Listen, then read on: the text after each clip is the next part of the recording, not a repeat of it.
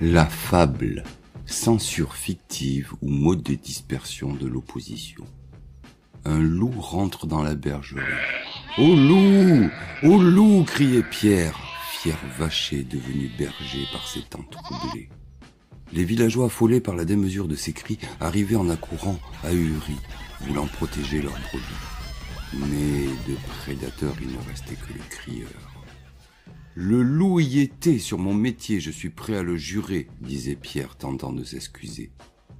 Les villageois ayant retrouvé toutes leurs brebis, prirent en dépit le chemin de leur logis. Leurs regards quelque peu de travers, ne sachant de cette alerte que faire. Pierre, les regardant partir, se dit que, sans mentir, son emploi n'a pas d'avenir.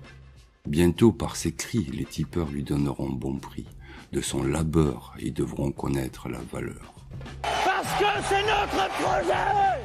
Le lendemain, c'est décidé, à ce loup sans trace, ils devront encore faire face.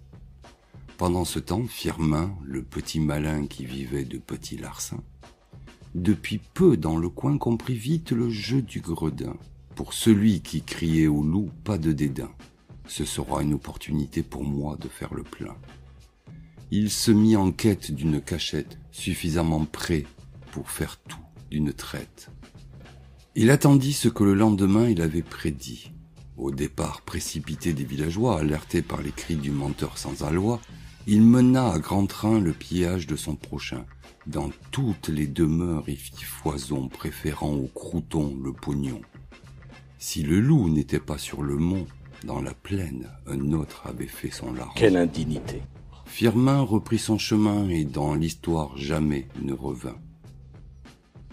Pierre, lui, comprit que ces cris n'avaient servi à rien quand les villageois reprirent sans frein leurs ovins.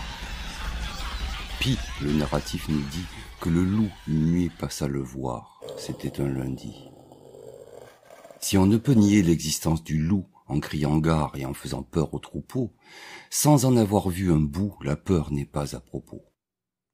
Alors c'est au mouton que reviennent les dernières lignes. Séparé de ses congénères, sa fin fut tout aussi cruelle. À nul autre il n'y eut pareil. Personne, non personne ne rapporta son propos, et c'est bien là le moindre de ses mots.